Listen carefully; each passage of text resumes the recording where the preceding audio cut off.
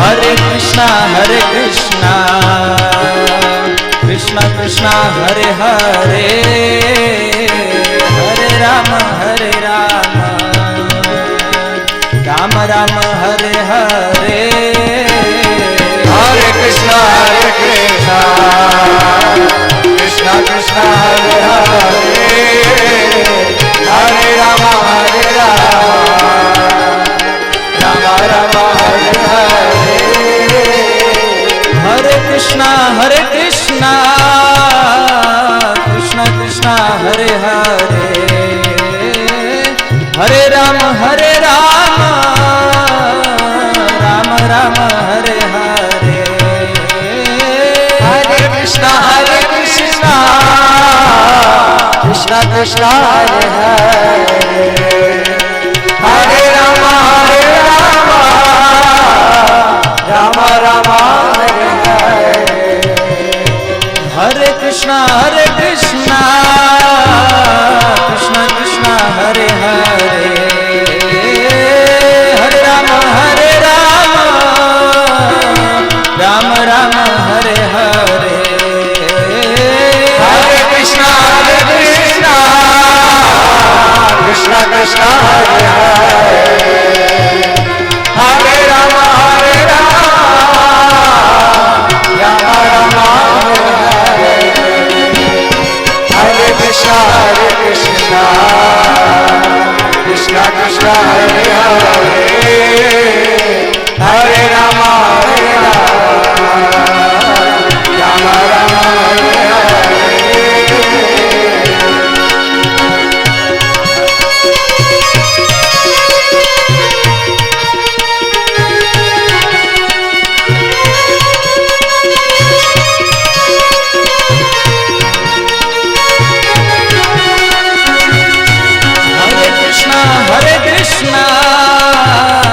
Krishna Krishna, Hare Hare,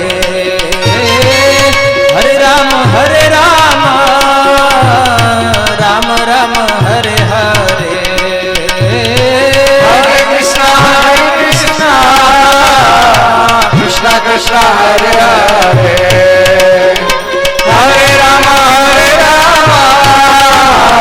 Rama Rama, Hare Hare. Hare Krishna, Krishna Krishna, Hare Hare, Hare Rama, Rama Rama, Hare Hare. Hare Krishna, Krishna Krishna, Hare Hare, Hare Rama, Rama Rama, Hare Hare. Hare Krishna, Krishna Krishna, Hare Hare, Hare Rama, Rama Rama, Hare Hare. Hare Krishna, Krishna Krishna, Hare Hare, Hare Rama, Rama Rama, Hare Hare. Hare Krishna, Krishna Krishna, Hare Hare, Hare Rama, Rama Rama, Hare Hare. Hare Krishna, Krishna Krishna, Hare Hare, Hare Rama, Rama Rama, Hare Hare. Hare Krishna, Krishna Krishna,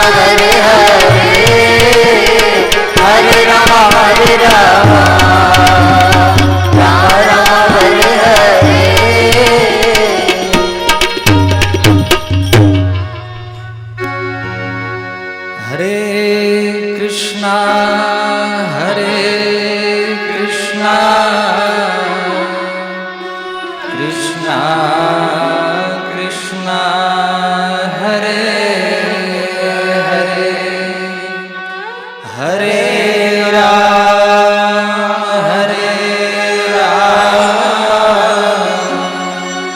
Rama Rama, Hare Hare.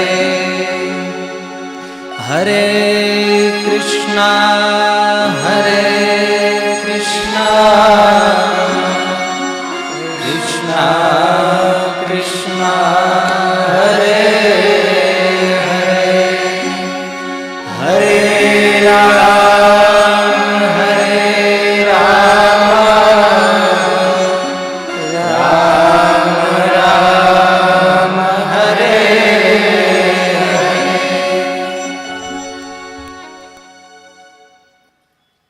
અનેક મોટા વિશાળ રાજ્યની ઈચ્છા રાખવા વાળો દુર્યોધન આજે કોઈની સહાય વગર એકલો ઈ સરોવરની તટ ઉપર પોતાના મૃત્યુની રાહ જુએ છે. કૌરવોની સેનામાંથી 3 વ્યક્તિ બચ્યા હતા: અશ્વત્થામા, કૃપાચાર્ય અને કૃતવર્મા. દુર્યોધનની સ્થિતિ જોઈ ત્રણેયના મનમાં બહુ દુઃખ થયું. છાવણીઓ રહી નથી. જંગલની અંદર જઈ એક ઝાડ નીચે બેસી અને ત્રણેય વિચાર કરે છે કે મરતા મરતા તે દુર્યોધનને પ્રસન્ન કેવી રીતે કરી શકાય. એક ઘટના ઘટે છે. જે વૃક્ષની નીચે બેઠા હતા એ વૃક્ષની ઉપર અનેક પક્ષીઓએ માળા બનાવેલા હતા. અચાનક રાત્રિના સમયે ઘોડ દ્વારા આક્રમણ થયું અને એ સૂતેલી અવસ્થામાં એ પક્ષીઓ બધા મોતને ઘાટ ઉતરી ગયા. આ ઘટના ઉપરથી અશ્વત્થામાએ પ્રેરણા લીધી કે પાંડવોએ તે યુદ્ધની સમાપ્તિ થવાના કારણે સૂઈ ગયા હશે અને આ સમયે જો એનો વધ કરી નાખવામાં આવે તો પાંડવોને મારી શકાય છે. હજી એક ચાન્સ છે પાંડવોને મારવાનો. કૃતવર્મા અને કૃપાચાર્યને કીધું કે તમે અહીંયા છાવણી આગળ ધ્યાન રાખો, પણ અશ્વત્થામાના મનમાં કંઈક વિચાર જુદો હતો.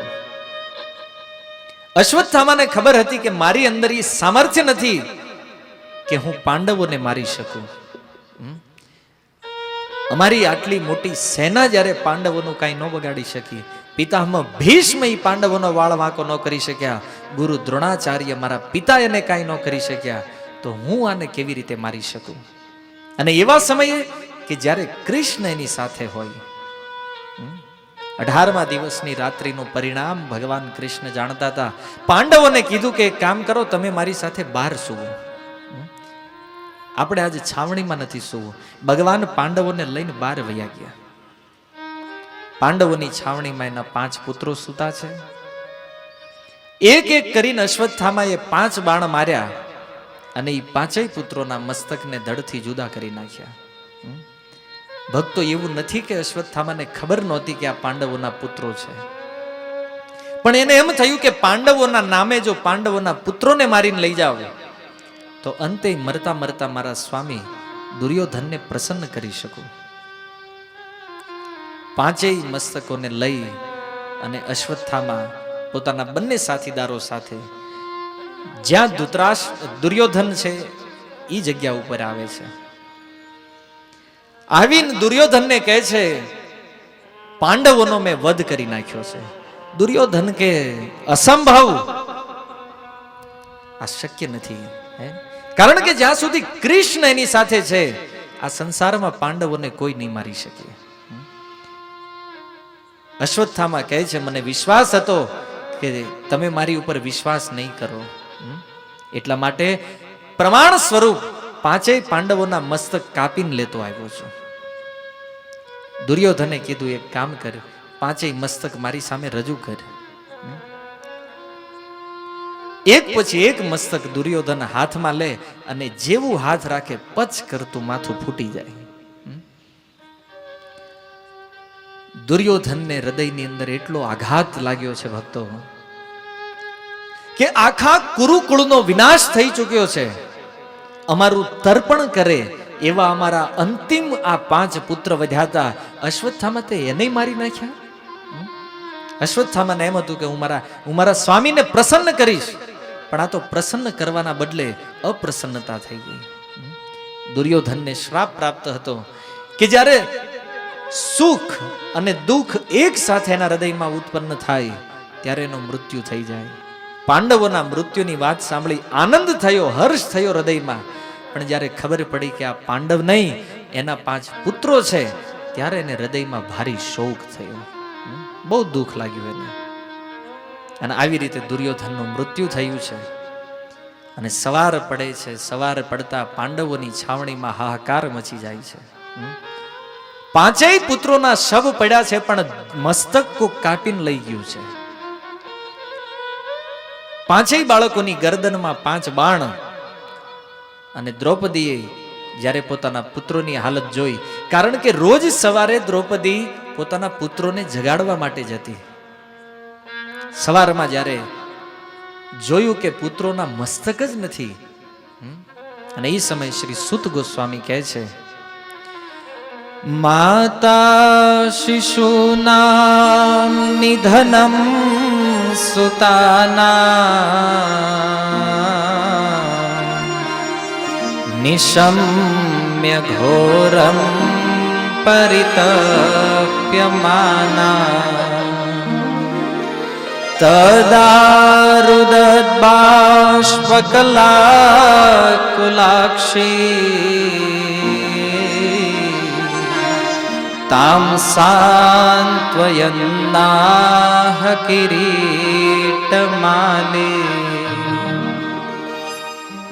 સવારમાં પોતાના પુત્રોના કપાયેલા મસ્તક જોઈ માતા શિશુનામ નિધનમ સુતાનામ નિશમ્ય ઘોરમ પરિતપ્યમાના. બહુ દુઃખ દ્રૌપદીના હૃદયમાં, શોક. અને કેમ ન થાય? જેની નજર સામે પોતાના 5 પુત્રના મૃત્યુના શબ પડેલા હોય, આંખમાંથી અશ્રુઓની ધારા વહે છે, હૃદયમાં દુઃખ છે, અને દ્રૌપદી વિલાપ કરે છે. દ્રૌપદીનો વિલાપ સાંભળી 5 પાંડવો, કૃષ્ણ બધાય છાવણીની અંદર ઉપસ્થિત થયા. અને છાવણીમાં આવીને જોયું કે પુત્રોનું મૃત્યુ થઈ ચૂક્યું છે. એના દુઃખને જોઈ અને અર્જુન દ્રૌપદીને સાંત્વના આપે છે. દ્રૌપદીને કહે છે, દ્રૌપદી તમે રડો નહીં, કારણ કે જે વ્યક્તિએ આનો વધ કર્યો છે એને હું પકડીને લાવીશ એને, કારણ કે હું જીવિત છું હજી, તમે વિલાપ નહીં કરો. સમજાવતા અર્જુન કહે છે, તદા શુચસ્તે પ્રવૃજામિ ભદ્રે યદ બ્રહ્મ બંધો શિરાતતાયિના ગાંડીવ મુક્તેર્વિશિખેરુપાહરે ત્વાક્રમ્ય યત્સ્નાસ્યદિદગ્ધપુત્રા. અર્જુન કહે છે, હે કલ્યાણી, જ્યારે હું મારા ગાંડીવથી આ આતતાયીના મસ્તકને કાપી અને તને હું આ મસ્તક ભેટ આપીશ, પણ મને પહેલા જોઈ લેવા દે, આ મારા પુત્રોનો વધ કોણે કર્યો છે. અર્જુન એ 5 બાણોને ઉઠાવીને હાથમાં લઈને જોવે છે, આ તો અશ્વત્થામાના બાણ છે. આ કાર્ય મારા ગુરુપુત્રનું છે. પણ અર્જુને કીધું, કલ્યાણી, હે પાંચાલી, ઈ અશ્વત્થામાનું મસ્તક કાપી હું તને ભેટ કરીશ, અને ત્યાર પછી તું તારા પુત્રોની અંત્યેષ્ટિ ક્રિયા કરી એના મસ્તક ઉપર ઉભા રહીને તું સ્નાન કરજે. અહીંયા એક શબ્દ આ શ્લોકમાં બહુ સમજવા જેવો છે ભક્તો, એ છે આતતાયી. શીલ પ્રભુપાદજી લખે છે કે કોઈ વ્યક્તિ કોઈના ઘરને આગ લગાડી દે, આતતાયી કોને કહેવાય? બીજાના ઘરને આગ લગાડતો હોય, કોઈને ઝેર આપીને મારી નાખે, ખરાબ દાનતથી હાથમાં શસ્ત્ર ધારણ કરતો હોય, બીજાનું ધન લૂંટી લેતો હોય, બીજાની ખેતર, બીજાની સ્ત્રીને છીનવી લેતો હોય, આ 6 વ્યક્તિને આતતાયી કહેવામાં આવે છે. અને શાસ્ત્રનો નિયમ એવો છે કે આ 6 વ્યક્તિ ગમે ત્યાં દેખાય એનો તરત વધ કરી નાખવો જોઈએ. માની લો કોઈના મનમાં પ્રશ્ન થાય કે આ 6 કાર્ય કરવા વાળો વ્યક્તિ કોઈ બ્રાહ્મણ હોય તો એ બ્રાહ્મણનો તે વધ કરી નાખવો જોઈએ. કેમ? કારણ કે આવા વ્યક્તિ, આવા આતતાયીઓને સજા આપવાથી એ આતતાયીઓ ફરીથી પાપ કર્મથી બચી જાય છે. આગળ જતા એ વધારે પાપ નથી કરતા. એટલે શાસ્ત્ર એવો આદેશ આપે છે કે આતતાઈને તરત મારી નાખવો જોઈએ. આ પ્રમાણે મધુર વચનોથી, વિલક્ષણ વાતોથી દ્રૌપદીને સાંત્વના આપી અને જેના મિત્ર શ્રી શ્રી રાધા પાર્થ સારથી જેનું નામ થયું છે, રથના સારથી બનવાના કારણે ભગવાન કૃષ્ણને કીધું, પ્રભુ રથ કાઢો.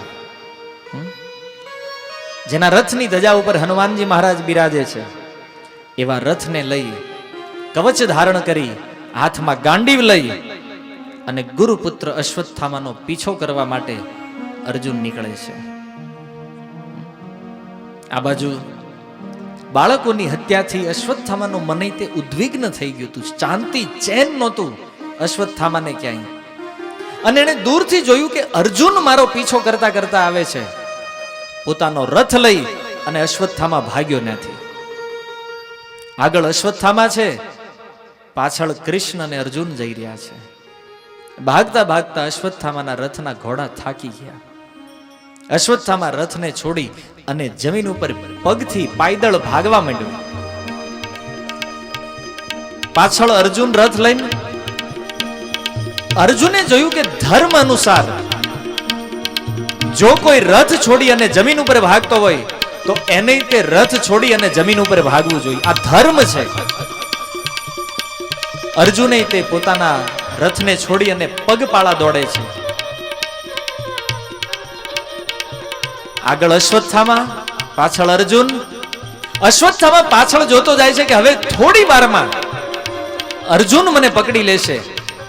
અને જેવો અશ્વત્થામાના હૃદયમાં ભય પ્રગટ થયો કે અર્જુન મને પકડશે એને, અને મરવા માટે, જેને મૃત્યુ નજીક દેખાતું હોય એ બચવા માટે છેલ્લે તણખલાનો સહારો લઈ લે છે.